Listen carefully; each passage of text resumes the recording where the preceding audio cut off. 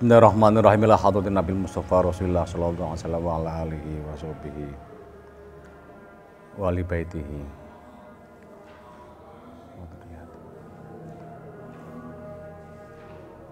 Ulamain.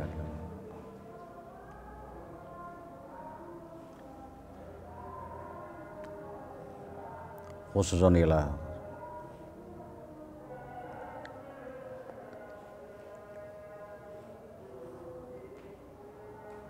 abaina wa ummatina.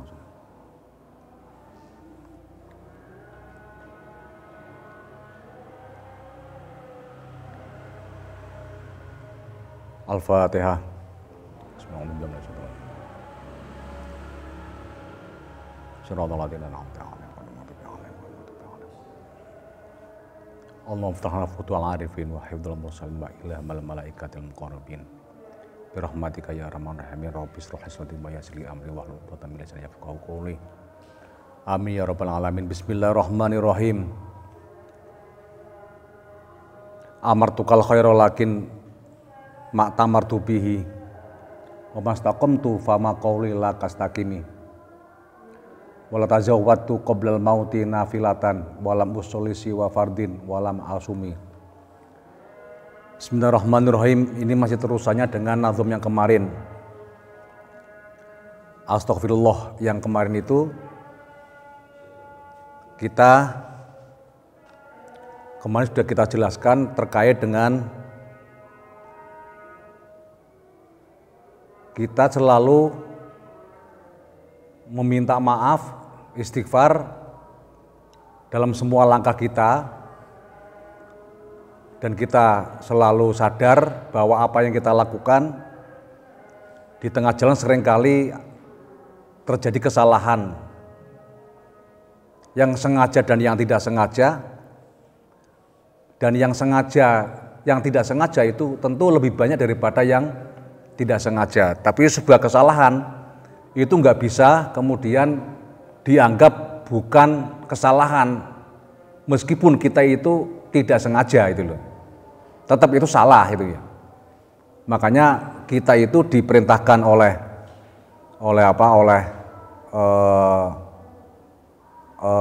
Allah dan oleh Rasulnya supaya selalu beristighfar. Ya, termasuk istighfar itu adalah min qaulin bila amalin. Kita banyak ngomong, kita selalu berbicara, tapi kita nggak bisa mengerjakan apa yang kita bicarakan, apa yang kita omongkan. Karena ini juga akan berakibat pada jiwa kita, berakibat pada diri kita. Jadi bahasanya itu ya cuman ngomong gitu ya. Karena kalau orang itu banyak ngomong kemudian tidak bisa melaksanakan apa yang diomongkan, itu kemudian secara duniawi itu terjadi ketidakpercayaan pada kita. Karena itu termasuk kebohongan. Meskipun yang diomongkan itu benar itu loh. Tapi kalau kita nggak mengamalkan, maka itu ya kita hanya bisa berbicara tapi nggak bisa mengamalkan. Istilahnya apa? Iso kondo ra iso nglakoni apa? Jargoni. Bisa ujar gak iso nglakoni, itu jargoni. Mohon maaf yang namanya jargoni itu ya. Nah, karena itu istighfar itu juga termasuk nanti amartukal khaira lakin ma'tamartu bihi. Ini pada nazam yang akan kita bicarakan sekarang. Amartuka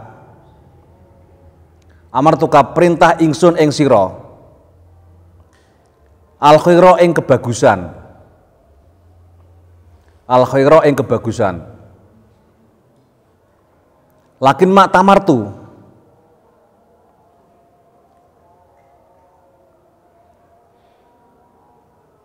Tetapi ini orang kelakoni perintah ingsun bihi kelawan khair. Jadi terusane mingkolin bila amalin. Mingkolin bila amalin itu podo karo memerintahkan sesuatu tapi tidak melaksanakan perintah itu. Kita memerintahkan pada orang itu ya, pada orang lain, tapi kita tidak melaksanakan perintah itu. Apa yang kita perintahkan itu kita tidak bisa melakukan. Dan ini kan banyak yang seperti itu. Ya biasanya ya nyuwun sewu iku para politisi ngene iki lho. Para politisi dan pendukungnya terutama itu ya. Apalagi tim sukses juga sama.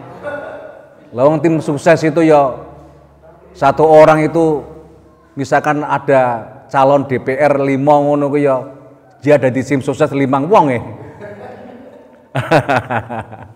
Jadi dia memerintahkan orang lain tapi dia sendiri nggak milih itu gitu ya.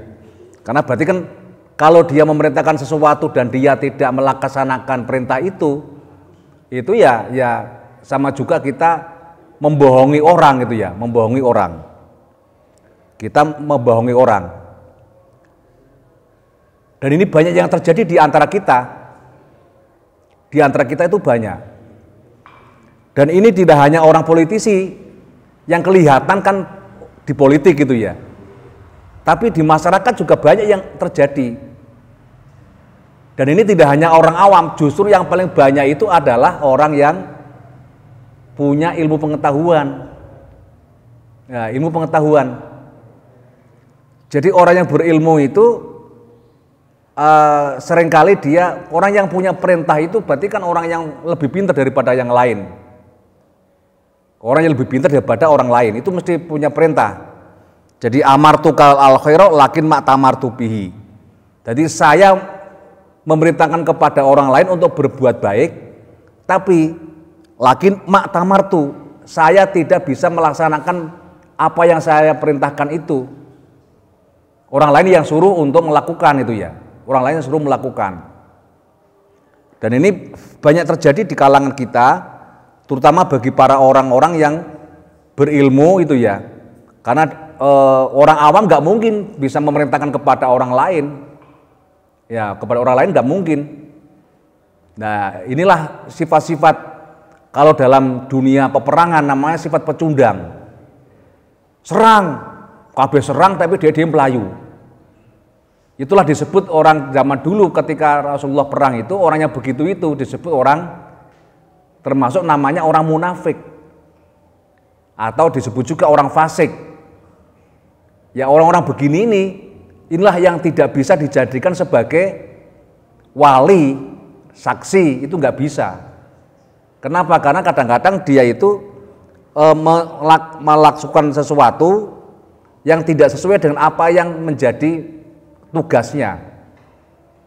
Ayo serang, belum ayo dhisik. Di kalangan sekarang banyak juga kalangan tentara gitu ya. Jadi tentara-tentara pecundang itu atau pengkhianat itu biasanya dia pertama kali di depan dulu gitu ya, mengomando, ayo maju perang ya. Pasukannya maju dia malah delay gitu loh. Ya kalau zaman dulu orang perang itu ya panglimanya itu di depan itu ya, depan.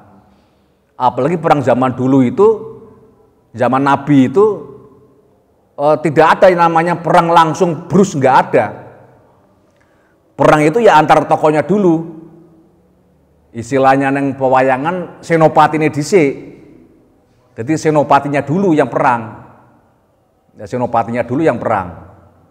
Bukan pasukannya yang perang, senopatinya perang dulu, ndi sing menang, ndi sing kalah. Baru kalau yang menang itu ya baru kemudian pasukannya antar pasukan. Jadi karena kemenangan itu secara kesatria. Itulah yang disebut sebagai kesatria ya begitu itu ya. Kalau panglimanya atau pemimpinnya itu ndelik dhisik itu ya, itu namanya pecundang itu loh. Dan dia nggak akan bisa jadi pemimpin yang baik. Kenapa? Karena itu adalah tanda tanggung jawab. Jadi nggak boleh perang zaman dulu nggak boleh main pukul itu loh. Jadi tata cara perang zaman dulu sudah diatur sampai segitu, dan ini hampir semua bangsa-bangsa besar akan seperti itu. Nggak bisa misalkan menyerang itu dengan delay itu ya. Tidak tawuran itu ya. Kalau tawuran kan delay dari belakang itu ya. dari belakang. Makanya yang masih ada itu kan seperti tinju.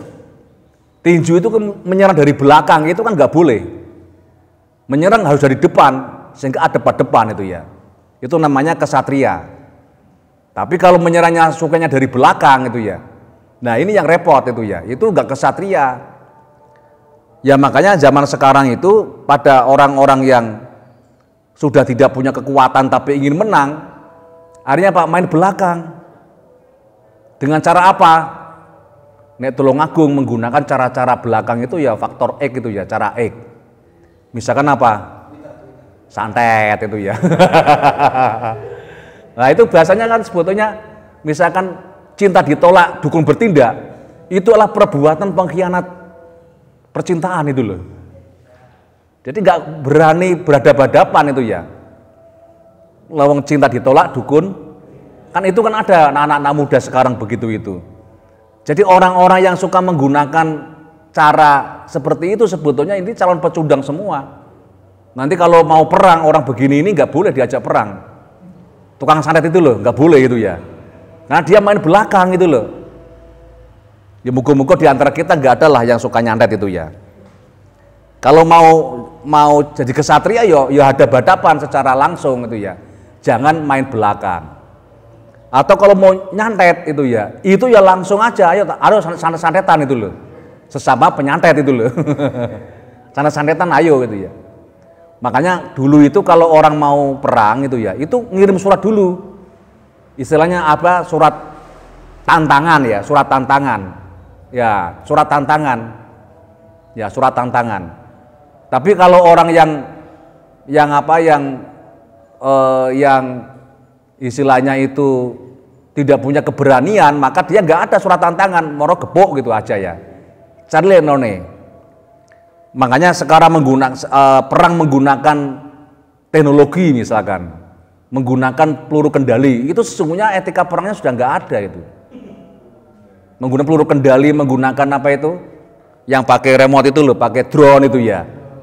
Nah, itu sama dengan itu bukan kesatria, itu para pecundang gitu ya. Para pecundang.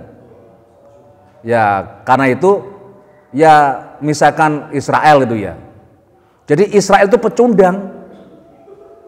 Kenapa? Karena main belakang itu loh, suka menggunakan begitu-begitu main drone itu ya. Ya kalau mau ya ayo. Ya, itulah perang sesungguhnya itu ya. Kalau ini kan bukan perang sesungguhnya, tapi itu apa keroyokan itu ya, keroyokan. Apalagi satu negara kadang-kadang dikeroyok oleh sekian puluh negara.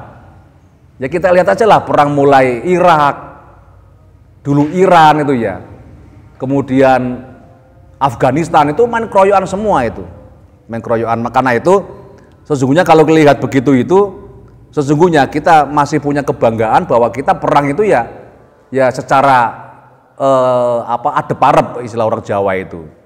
Jadi secara berhadapan-hadapan, satu lawan satu. Karena itu cah nom-nom itu kalau mau tawuran ya ijan-ijan itu loh. Seimbang kalau mau tawuran itu ya, jangan kemudian tawuran banyak orang keroyok satu kampung keroyok hanya satu orang gitu ya. Itu berarti kampung itu kampung pecundang gitu ya.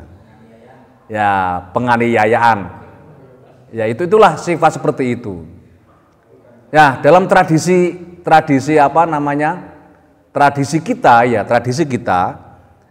dalam konteks apa yang kita kerjakan itulah yang kita perintahkan, itulah yang akan dikerjakan.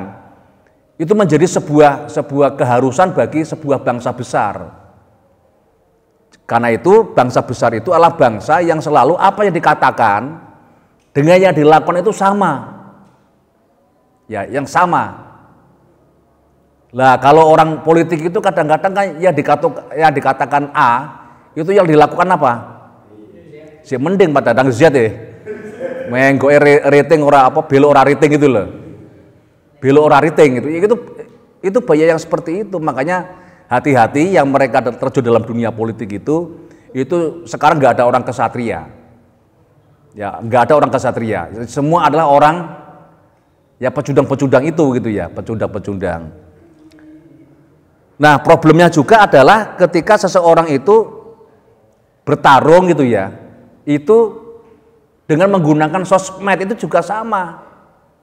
Maka sesungguhnya sosmed itu jangan digunakan untuk bertarung gitu loh, tapi untuk memberikan informasi yang baik,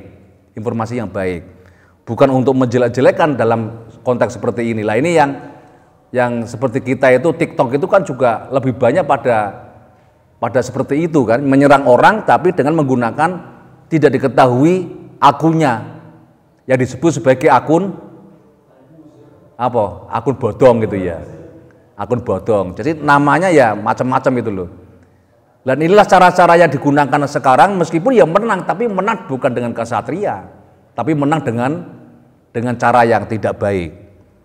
Nah, saya kira ini penting ya untuk kita pedomani bahwa apa yang kita perintahkan kepada orang itu ya, ketika perintah itu umum maka kita bisa melaksanakan perintah itu.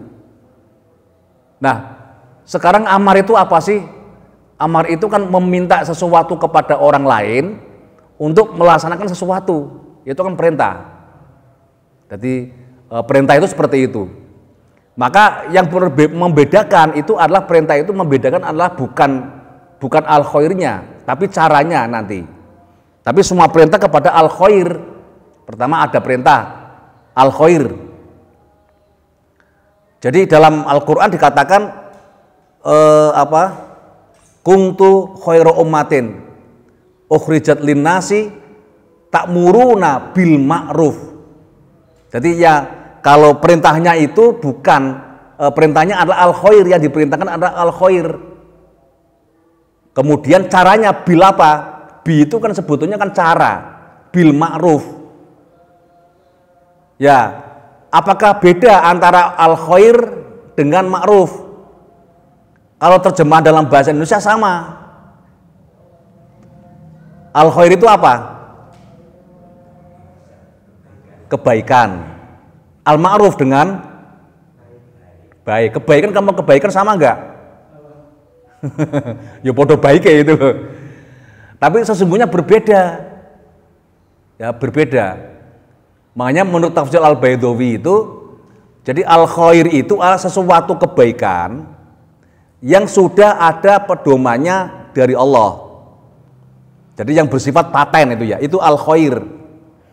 Makanya kuntum khairu ummatin. Jadilah engkau umat yang terbaik, khairu ummatin, sebaik-baiknya umat. Umat yang terbaik itu apa? Tidak menggunakan al khair. Ketika ta'muruna bukan bil khair. Jadi ta'muruna al khairir, tapi ketika kita ta'muruna itu bil khairi, bil ma'ruf. Kata-kata al ma'ruf itu berasal dari kata urfun, arafah sama dengan nanti urfun itu ya. Kalau tahu betul namanya, tahu dengan kedalaman itu namanya irfan. Jadi irfan itu tahu tentang substansi sesuatu, namanya irfan.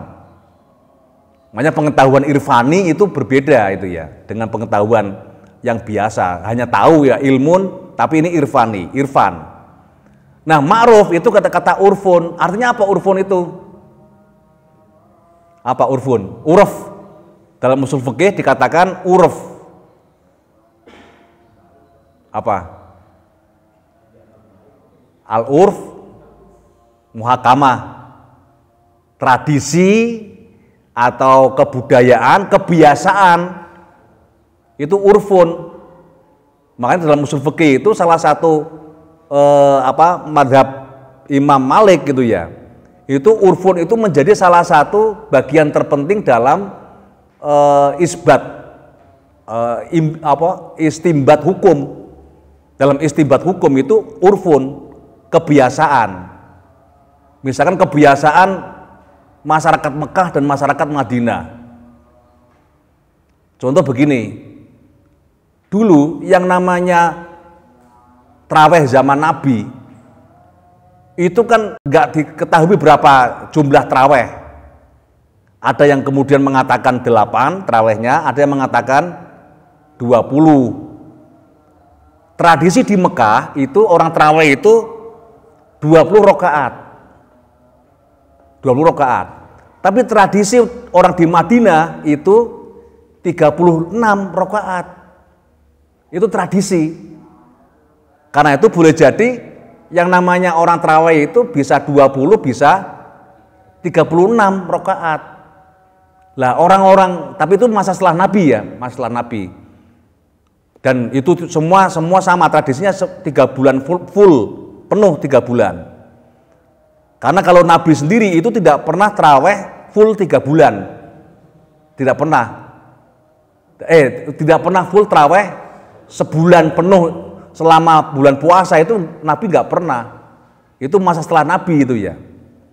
Nah, jadi Nabi itu tarawih itu ya kadang-kadang di masjid, juga kadang-kadang di rumah. Kadang-kadang di masjid berapa rakaat, nanti di rumah berapa rakaat. Nah, tapi para sahabat kemudian ada yang melaksanakan 8, ada yang melaksanakan 20, ada yang 36. Ada 36. Karena itu masalah-masalah tarawih itu nggak usah diperdebatkan panjang lebar. Karena yang berdebat itu kadang-kadang malah nggak tahu tarawih itu ya.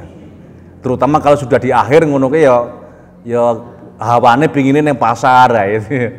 Yang borong-borong itu kalau tarawih. Nah, jadi tradisi di Madinah seperti apa dan tradisi di Mekah seperti apa? Itu berbeda. Nah, itu kan tradisi. Maka tradisi itu menjadi salah satu keputusan seseorang itu menetapkan sebuah hukum. Karena itu al-urfun, kebiasaan. Nah, karena itu kalau orang itu mengajak, berarti kan berdakwah, mengajak berdakwah. Itu menggunakan ma'ruf. Ma'ruf itu apa? Kebaikan yang berasal dari sebuah kebiasaan. Misalkan di sini itu yang namanya orang ma'ruf ketika sholat itu pakaiannya apa? Ya pakai kopiah, pakai sarung gitu ya, pakai baju biasa. Kalau di Timur Tengah, ya pakainya jubah, pakainya apa ini? Udeng gitu ya. Oh, jangankan kok sholat di masjid. Orang Arab sana itu kalau nonton sepak bola juga pakai jubah gitu loh. Karena itu adalah pakaian tradisional. Pakaian tradisinya.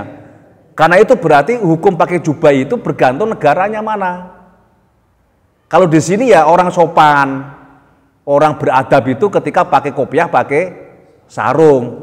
Misalkan kalau orang khotib Jumat di desa-desa.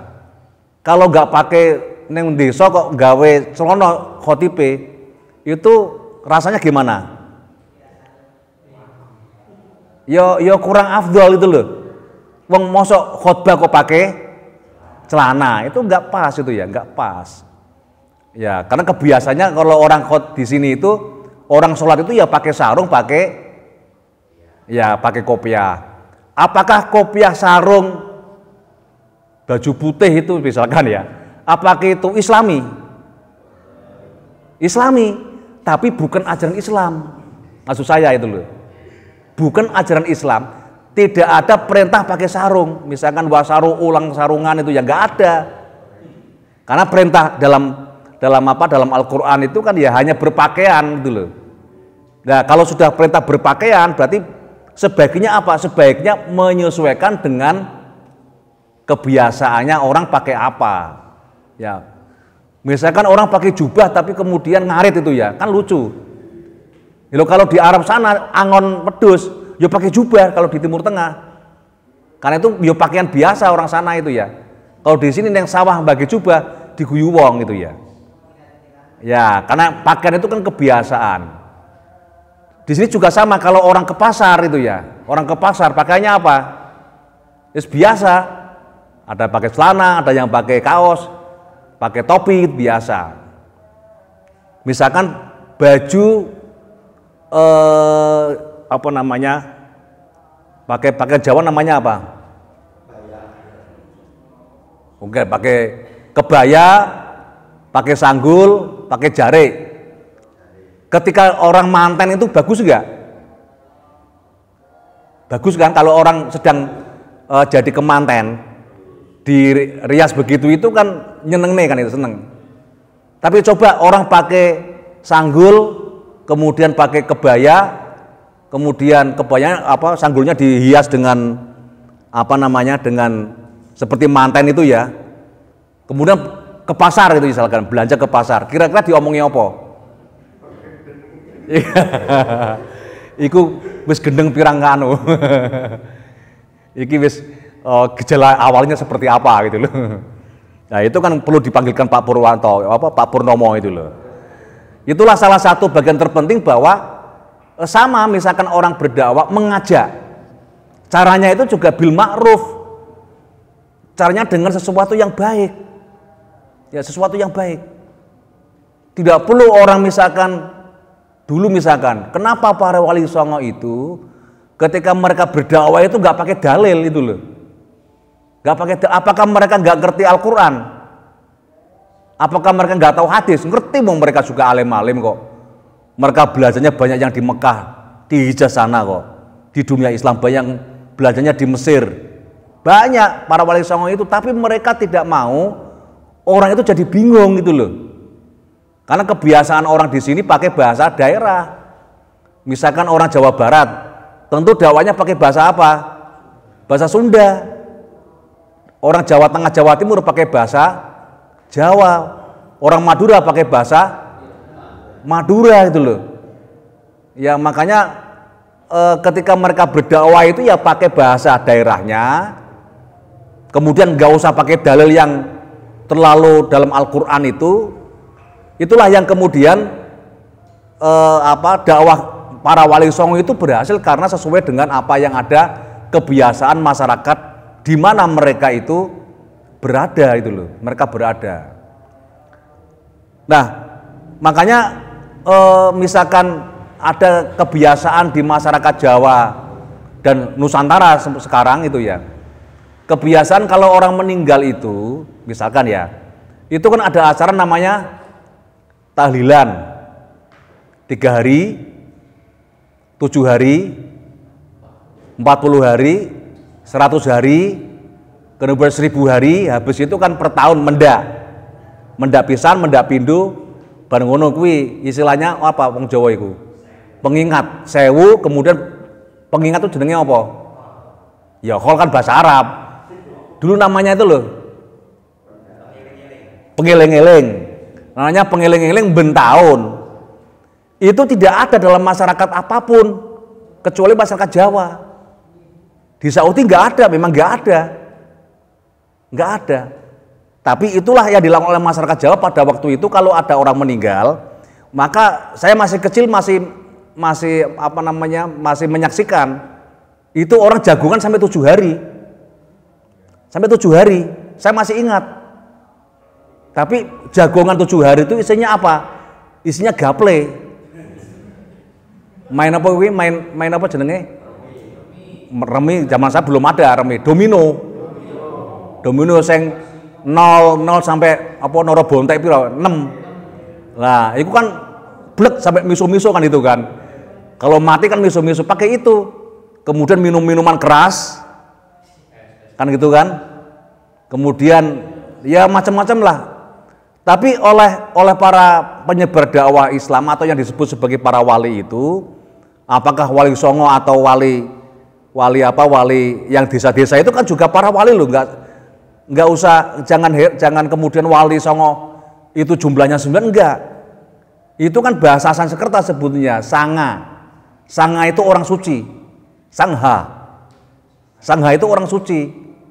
Tapi kan orang Jawa kan nggak menyebut sangha, tapi sanga. Ya sanga karena dulunya yang paling banyak orang Jawa Tengah jadinya songo. Aslinya kan sanga. Jadi jumlah wali itu tidak hanya 9, tapi di desa-desa itu ada. Kemudian di desa-desa itu namanya bukan wali, namanya apa? Sing babat. Nah, sing babat desa iki. Ada yang disebut sebagai punden. Punden itu apa? Pepunden. Pepunden apa? Leluhur. Nah, leluhur itulah yang kemudian disebut sebagai dahyang itu sebutan keberapa? mbah keberapa namanya Dahnyang. Ya, Dahnyang itu dulu disebut Dahnyang itu karena orang itu bisa komunikasi antara manusia dengan dunia gaib. Siapa dunia gaib pada waktu itu? Yaitu Allah Subhanahu wa taala. Mereka bisa menyambungkan ke para malaikat macam-macam itu loh. Makanya namanya Danyang. Jadi Danyang itu bukan demit. Danyang itu dulu mbah-mbahnya yang punya kemampuan untuk menyambungkan antara dunia kita dan mereka. Makanya mereka dulu disebut sebagai penyambung lidah. Penyambung lidah dunia dan dunia dunia yang ketok dengan dunia yang gak ketok. Dunia yang wujud dan dunia yang gaib itu loh. Itulah yang disebut sebagai Danyang seperti itu. Cuman kemudian orang memahami Danyang itu adalah disangkanya kan demit menunggu kuburan itu ya. Jadi pundan itu bukan demit, pundan itu kuburannya para nenek moyang. Makanya itu jangan diabaikan, diuri-uri, itu diopeni. Sebab kalau ditinggal oleh anak cucunya nanti diambil orang sebagai kuburan palsu gitu ya. Baru bengok-bengok dinamakan Sobin Sopo ngono ya. Al Sopo lah ya repot to Bang ya. Baru bengok-bengok. Lho salah dhewe mbah-mbahe dhisik gak dopeni itu loh. Ya, dopeni wong liya bengok-bengok itu loh. Karena itulah yang kemudian pentingnya kita bagaimana kita mendoakan kepada orang tua setelah orang tua itu meninggal. Itu jelas kok. Idza kibaro gitu ya. Idza kibaro itu ketika orang tua kita masih hidup ya kita taat pada orang tua, tapi ketika orang tua kita meninggal tugas kita adalah mendoakan orang tua. Ojo mulai ini. Orang tua itu ya mulai anak, nanti ya yang wajib itu ya anak, cucu, kemudian cicit, ngisore apa? Canggah, wareng, gantung siwur, udeg-udeg, gantung siwur, gedebek bosok gitu ya. Nek wong Jawa iku sampai 16. Nek wong Jawa ini sih apal sampai 16. 16 apa 16 ini, 16 keturunan. Itu sih wajib dongakne. Kalau misalkan 100 tahun itu berarti berapa 100 tahun itu? Misalkan mbah saya itu ya mbah saya dulu itu tahun 1000 meninggalnya kan 1970 piro ngono lho. 70 piro berarti kan mbah saya kan sekitar umurnya 80, berarti kan lahirnya kan tahun 1900 awal. Bapak saya meninggal tahun 1800, lahiran tahun 1900. Bapak saya itu zaman Jepang itu wis numpak truk Jepang. Berarti sekitar lahir tahun 1900 ya selawenan itu ya, selawenan. Nah sekarang saya urung mati. Saya tahun 2000 Pak Likur. Berarti sekitar 3 generasi itu adalah sekitar 3 orang. 1 tahun itu 3 generasi. 100 tahun ya. 100 tahun itu 3 generasi. Kalau 16 generasi berarti piro? 16 bagi telu. Ayo. 5 apa? 550 tahun. Berarti kita wajib ndongakne mbah-mbah kita sing zaman Mojopahit. Ayo. Kan ngono kuwi. Dadi sing krasa keturunan Mojopahit, kuwi kudu ndongane mbah-mbah dhisik sing zaman Majapahit. Ora peduli soal minimal kita memintakan istighfar pada orang tua kita. Soal urusan dijaluki ngapura, di ngapura oleh pangeran apa gak, urusane pangeran. Iku teko apa gak wong zaman dhisik zaman Mojopahit kan urung dadi Islam, sapa ngerti? Kan gak ngerti kita itu. Ya, gak ngerti awake dhewe mbah-mbah dhisik awake dhewe kuwi Islam pokok kan gak ngerti, makanya didoakan sampai ke atasnya. Toh dulu kan juga sama, kalau dia punya punya hati yang sama dengan Islam, ya sesungguhnya kan sudah Islam. Makanya kenapa Nabi Ibrahim yang sampai zaman Nabi itu sudah berapa generasi kan? Karena sudah berapa ribu tahun. Tetap aja kita umatnya Nabi Muhammad pun itu mendoakan Nabi Ibrahim loh. Jadi satu-satunya agama yang didoakan itu bukan hanya nabinya, tapi juga mbahnya Nabi itu didoakan. Apa contohnya? Ketika kita sholat, Allahumma sholli ala Sayyidina Muhammad wa ala ali Sayyidina Muhammad kama shollaita ala Sayyidina Ibrahim. Coba bayangkan, wa ala ali Sayyidina Ibrahim. Apa dalam waktu Nabi Ibrahim sudah ada anak? Sudah ada Islam? Islam sebagai agama belum. Sebagai agama ya. Tapi Islam sebagai makna salam yang tauhid itu sudah ada zaman Nabi Ibrahim. Bahkan Nabi sebelumnya, misalkan zaman Nabi sebelumnya ya, Nabi misalkan zaman Nabi Nuh, itu sudah ada. Dan salah satu yang memberikan tempat namanya ada salam, Darussalam, dalam bahasa Arab Darussalam, itu Nabi Nuh. Bahasa Arabnya Darussalam, bahasa Ibraninya namanya Yerusalem. Jadi Yerusalem itu adalah Yerusalem adalah itu bahasa Arabnya ya Darussalam. Darussalam. Jadi apa? Tempat apa? Perdamaian. Damai di situ itu sebetulnya. Nah sekarang kenapa nggak damai? Karena sudah melanggar Islamnya, itu dilanggar oleh beberapa kelompok, itu loh, kelompok. Ya kelompok itu yang dilanggar seperti itu. Makanya kemudian Nabi Ibrahim kenapa wa ana awalul muslimin. Di situ muslimin itu bukan pengikut agama Islam Nabi Muhammad, bukan itu ya. Tapi muslimin itu sebagai orang yang taslim, orang yang pasrah kepada Allah, yang suka kedamaian, kemudian pasrah kepada Allah, yang tauhid itu gitu loh. Ini penting ya. Dan kita kan nggak tahu zaman Majapahit apakah orang tua kita itu sudah ada yang begitu. Kira-kira ada nggak yang begitu? Ojo kemudian wah wong tuaku si kafir ya, langsung didongaakan. Nggak boleh itu ya. Berarti 500 tahun itu kan 500 tahun itu kalau Mojopahit sekarang berapa? Mojopahit itu kan 1293. Berarti sekarang 2200, berarti berapa? 700 tahun. Nah, berarti kalau 700 kan 1400 ya. 1400 itu sudah masa Islam sudah masuk. 1400 Islam sudah masuk karena Jeng Sunan Ampel itu datang ke Mojopahit itu tahun 1400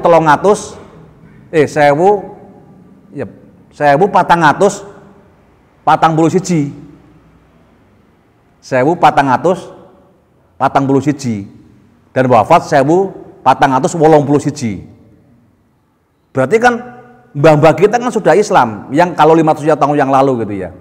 Berarti awake dhewe andekan ada yang keturunan Sunan Ampel iku kudu wis roh sapa sih mbahku sampai Sunan Ampel.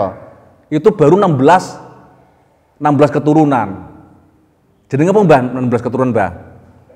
Karena orang baju itu aja nggak tahu apalagi kita ya. Turun 16, wong Jawa itu sampai turun 16. Dok boso sih nomor 8 apa piro dok boso. Apa gedang apa debok boso nomor sekian. Nah, itulah salah satu bahwa ternyata orang tua itu salah satu bagian terpenting dari kita itu untuk melanggengkan melanggengkan ajaran. Maka kita harus bisa melihat dulu orang tua kita itu seperti apa. Ya, itu seperti apa orang tua kita dulu itu. Makanya kenapa kita menjaga agama, menjaga tradisi itu ya. Nah, para ulama, para penyebar dakwah zaman dulu itu itu tidak langsung kemudian merubah apa ini mak grembyang gitu ya, apa bahasanya, dari A ke langsung ke Z itu enggak. Tapi kan tidak perlu banyak dalil itu ya, dan tidak perlu banyak perintah.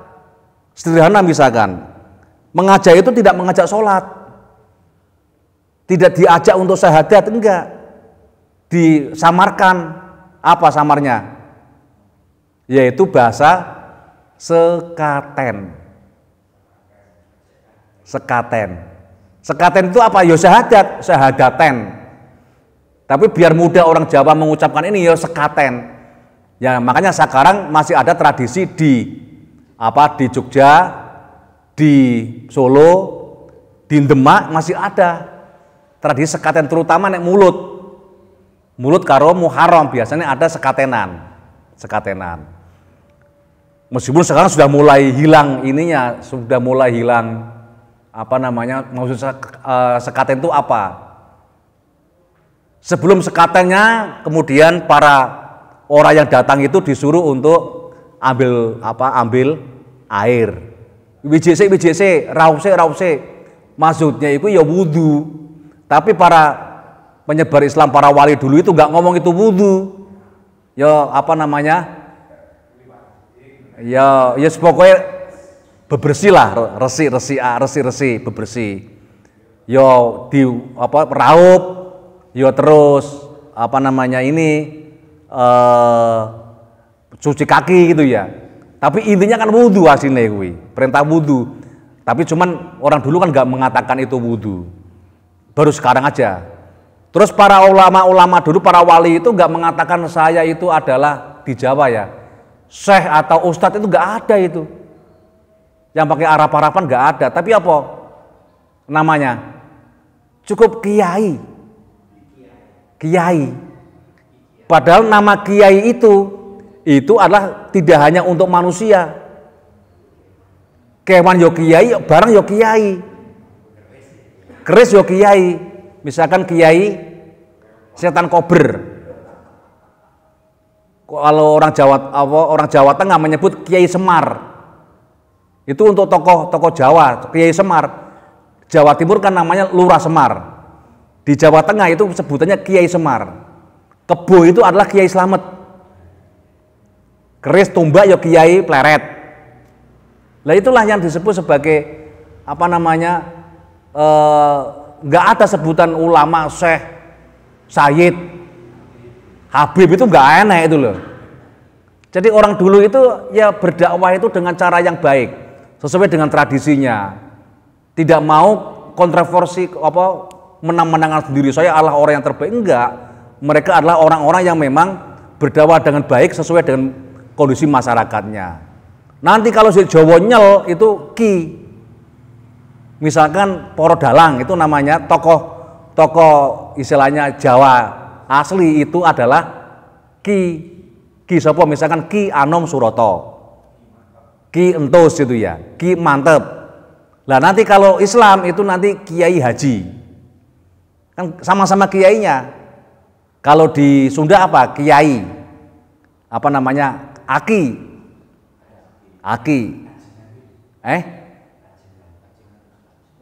Ajengan itu Banten. Ya, apa namanya? Ya kalau di wilayah timur misalkan di Lombok namanya Tuan Guru. Ya, itulah salah satu bagian terpenting dari apa ini namanya tadi itu ya. Jadi ta'muruna bil ma'ruf.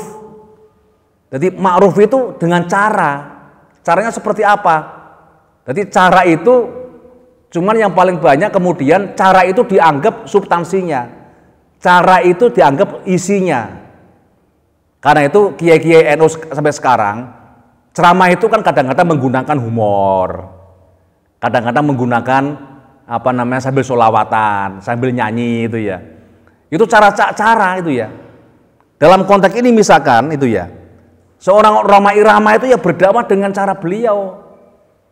Dengan cara apa? Rhoma Irama kan nggak banyak dalil, tapi ceramah dengan apa? Dengan seni, karena beliau adalah seni. Ya dengan apa? Dengan nyanyi. Tapi isinya lagunya Rhoma Irama, syairnya itu adalah syair-syair yang diambil dari Quran, diambil dari hadis. Misalkan ada lagu hadis misalkan, Iqtanim khomsan qabla khomsin. Pernah mendengar ya? Ya itu kan hadis. Iqtanim khomsan qabla khomsin.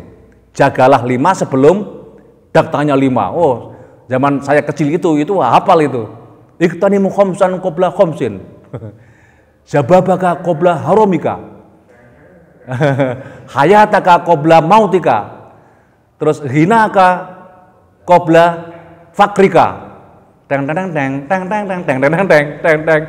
Jaga 5 sebelum datangnya 5. Tet. Itu kan cara yang digunakan. Jangan dianggap itu sebagai sebuah substansinya, enggak. Caranya lah yang di situ isinya apa? Al khairnya. Yang 5, jagalah 5 sebelum datangnya 5. Ya, itu kan hadis tapi hadis. Dengan juga misalkan ya lagu apa itu yang lagunya ibu itu loh, doa ibumu dikabulkan Tuhan. Keramat, lagu keramat. Jadi keramat itu mana? Karena itu sekarang kalau kita mau cari keramat, kalau orang sekarang disebut pesugihan itu nggak usah jauh-jauh, nggak usah ke kuburan-kuburan, nggak usah ke gunung-gunung, nggak usah. Itu loh di depan kamu, ibumu loh, itu keramat itu loh. Keramat.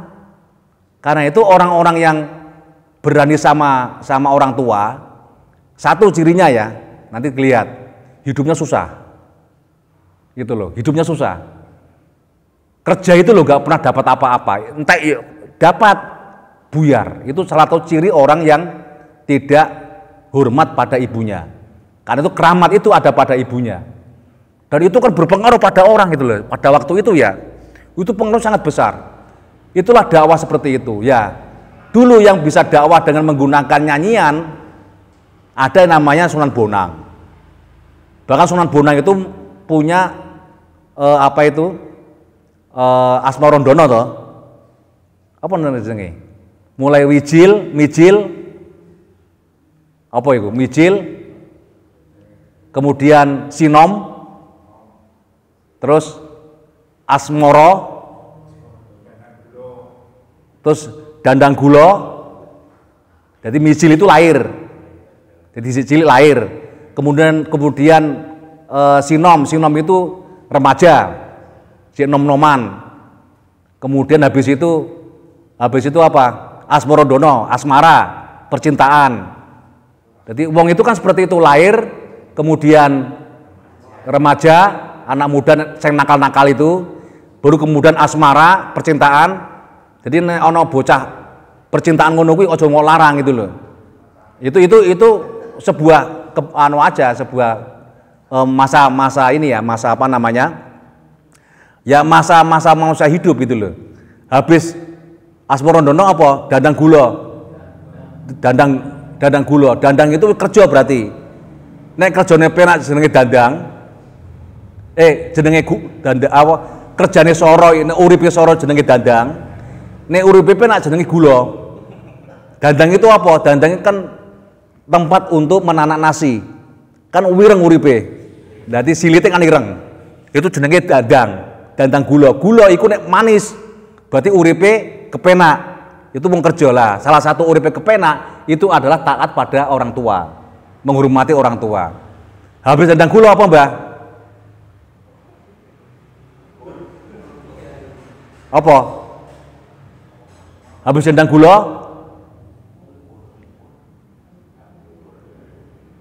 Mungkur. Pangkur itu meredup. Jadi nek sik enom ngono kuwi wis dandang gula kuwi dadi rektor itu ya, tapi nek wis gak wis redup gitu loh. Dan itu harus dipahami oleh semua orang. Tidak semua itu tidak akan yang terjadi namanya dandang gula terus. Gula dandang yo gak bakal terus. Gula yo gak bakal terus itu loh. Ya waktu dadi rektor gula. Lah wis bar iku jenenge Mungkur, wis mungkur dari ya semuanya.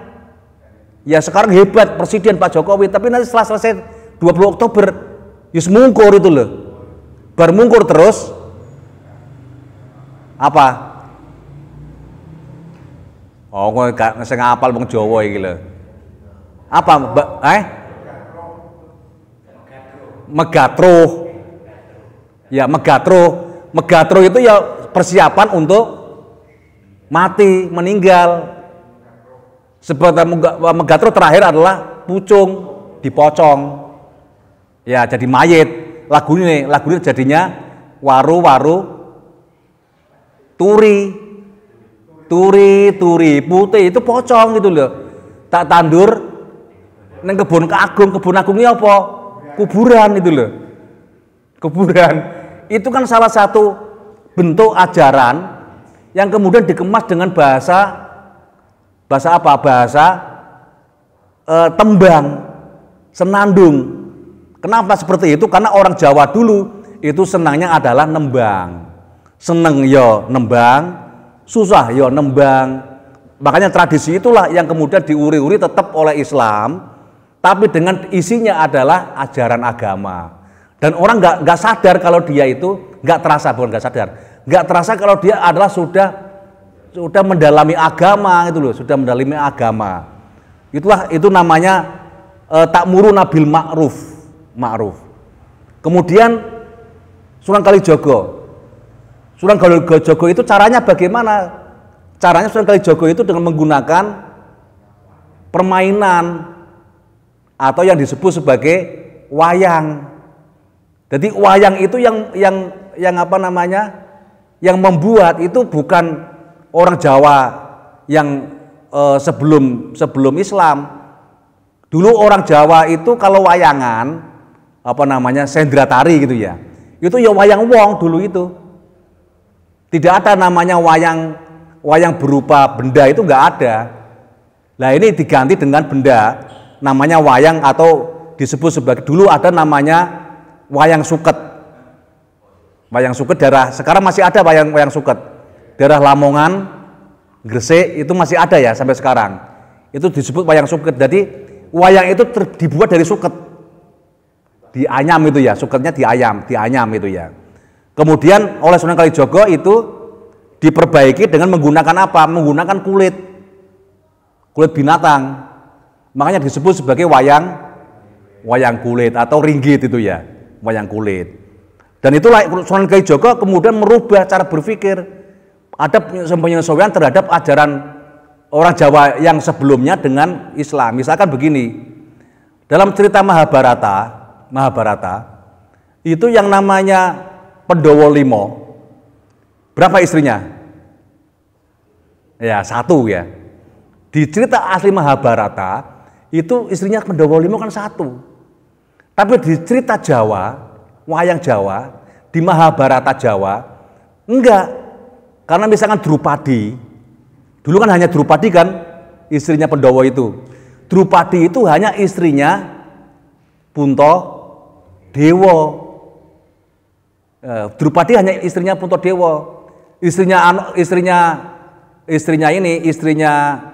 adiknya yaitu istrinya siapa itu? Werkudara atau Bimo itu adalah ada 3. Termasuk salah satunya adalah mantan Buto, yaitu Arimbi. Ada nama Arimbi, ada naga siapa?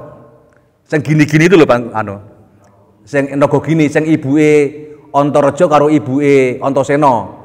Kalau Arimbi itu kan ibunya Gathotkaca. Lah, kemudian istrinya Janaka atau Arjuna itu ada Sri Kandi, ada Sembodra gitu ya. Ada Sri siapa? Tanjung apa? Ada Sri Tanjung ya, bukan ya? Oh, Sri Tanjung itu nanti anaknya siapa? Kembar itu. Anaknya siapa? Nakula Sadewa. Anaknya Sadewa itu Sri Tanjung. Jadi itu disesuaikan dengan apa? Dengan ajaran Islam. Jadi kalau sampai melihat wayang, itu istrinya tidak satu Pendowo itu. Isinya ya seperti orang Islam itu ya yang boleh menikah lebih dari satu itu hanya laki-laki. Jadi poligami boleh, tapi poliandri nggak boleh. Lah di India itu memang tradisinya poliandri boleh. Dan sampai sekarang masih ada yang poliandri. Jadi perempuan satu itu bisa bersuami 4. Bisa di India. Kan baru saja sekitar 5 tahun yang lalu ada berita besar itu. Ada salah satu perempuan suaminya 4 dan satu rumah gitu loh. Itu di India masih ada seperti itu. Tapi itu kan tradisi India ya, tradisi India. Di kita itu nggak ada yang tradisi seperti itu. Makanya kemudian cerita Mahabharata itu berubah di kita itu. Nah itulah yang disebut sebagai ta'muruna bil ma'ruf. Maka kalau kita berdakwah itu tidak bisa kemudian kita pokoknya ya main pukul itu ya. Ma'ruf itu ya sesuai, termasuk dalamnya ma'ruf itu alat yang kita gunakan dakwah itu ya berbeda-beda. Kalau dulu misalkan wayangan itu ya, wayangan wayang dengan menggunakan menggunakan media panggung. Sekarang kan kalau orang nanggap wayang, saya nonton enek poga saiki. Wis sepi, makanya menggunakan media apa? Sekarang misalkan dulu pemain ketoprak. Ya, pemain ketoprak. Itu kan menggunakan media panggung. Sekarang orang main ketoprak sudah nggak ada, malah ketoprak sudah nggak laku. Wayang masih sedikit banyak masih laku lah di daerah-daerah Kediri, Tulungagung gitu lah. Tulungagung, Blitra, Trenggalek itu masih laku. Di daerah Pantura itu sudah nggak begitu laku namanya wayang. Sekarang bisa saja kan menggunakan teknologi. Misalkan wayang itu diceritakan dengan menggunakan apa? Menggunakan kartun. Jadi nanti bisa juga misalkan menggunakan kartun kayak Ipin Upin itu ya. Terus menggunakan apa ya? Bisa menggunakan kartun untuk pemahaman budaya kepada anak-anak. Itu bisa menggunakan itu. Atau bisa menggunakan media sosial yang lain, misalkan kayak di YouTube atau di TikTok gitu ya, atau di Facebook atau di Instagram, itu kan sudah bisa. Sekarang bisa menggunakan seperti itu untuk medianya. Karena itu orang yang sekarang itu yang namanya ma'ruf itu sesuaikan dengan kondisi zaman dan kondisi tempatnya. Jadi fikuli zamanin wakuli makanin, solihun fikuli zaman wa makan. Yang solihun fikuli zaman wa makan itu bukan materi ajarannya, tapi cara penyampaiannya itu harus sesuai. Makanya ada pertanyaan misalkan sekarang seringkali kan ada orang bertanya, kita itu zaman itu mengikuti Al-Quran atau Al-Quran yang mengikuti zaman? Gak bisa begitu, karena Al-Qurannya kan gak bisa diubah-ubah dalam keadaan zaman apapun dan dimanapun. Tapi yang berubah itu kan cara kita menyebarkan Al-Quran. Cara kita menyebarkan Al-Quran, cara kita ajaran Al-Quran itu disebarkan itu caranya seperti apa? Makanya dulu ketika nyuwun sewu Kiai, dulu kan Kiai Soleh Darat, ketika mengajar Al-Quran itu kan hanya dibaca. Karena pada waktu kita dulu kecil saja kan, orang belajar Quran itu dengan apa? Dibaca. Kan dibaca itu. Hanya membaca saja. Tapi diprotes oleh salah satu santrinya, santri perempuan, yaitu Raden Ajeng Kartini, diprotes. Pak Yai, mosok Al-Quran cuma dibaca saja. Terus bagaimana kami bisa paham? Terus gimana? Ya mohon diterjemahkanlah. Makanya kemudian Kiai Soleh Darat itu menerjemahkan pertama kali adalah surat Al-Fatihah dengan menggunakan bahasa Jawa. Ini kan kebutuhan itu ya, kebutuhan. Dulu para ulama kan nggak boleh, yang namanya Quran itu kan nggak boleh diterjemahkan dalam bahasa apapun. Tapi karena kebutuhan maka ya harus. Sama juga ketika Al-Quran itu di luar Jazirah Arab, yang dulunya kan nggak ada harokatnya, nggak ada titik dan komanya, nggak ada titik, nggak ada tanda-tanda apapun, julungrung gitu ya. Misalkan antara kotala, kobala, Qobila atau qobbala. Jadi antara menghadap, mencium, qobbala itu ya, dan qotala, membunuh. Itu nggak ada bedanya. Nah, kemudian karena sudah di luar orang Arab, orang yang tidak bisa sama bahasanya, kemudian dikasih titik. Misalkan ba titik bawah, tak titik 2, sa titik 3. Bedanya jim, ha, kho apa? Titik.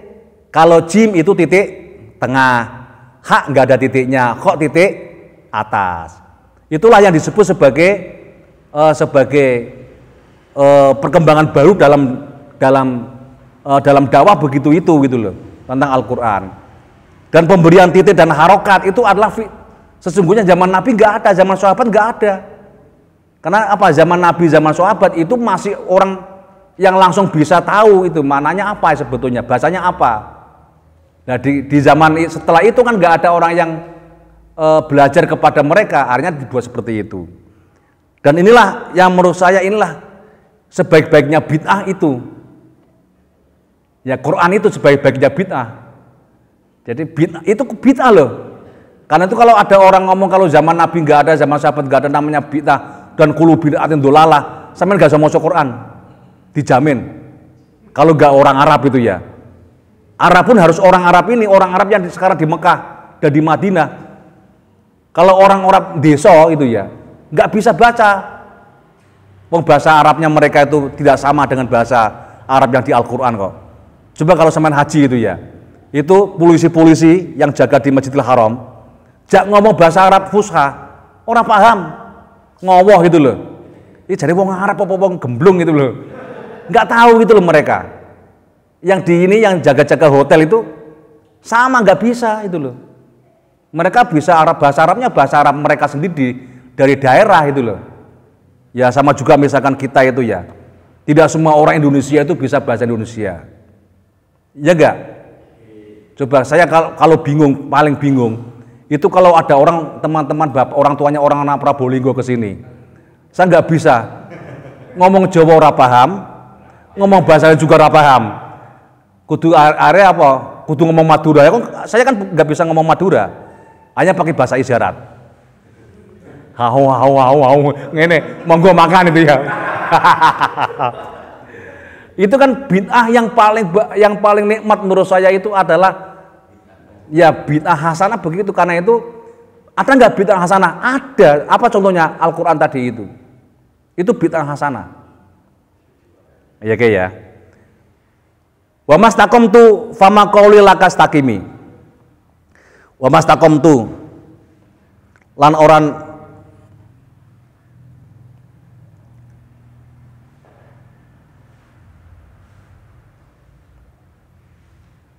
wa mastaqamtu lan ora istiqomah ingsun fama qauli monggo iku apa utawi ucapan ingsun laka maring sira iku istaqim istiqomah sira istaqim istiqomah sira istaqim istiqomah sira. Karena itu saya istighfar itu karena saya tidak bisa istiqomah untuk bisa melaksanakan seluruh apa yang saya katakan untuk saya laksanakan. Karena itu diusahakan apa? Istaqim, terus menerus istighfar. Ya istaqim, terus menerus kita beristighfar. Al-Fatihah. Wallahu a'lam bishawab.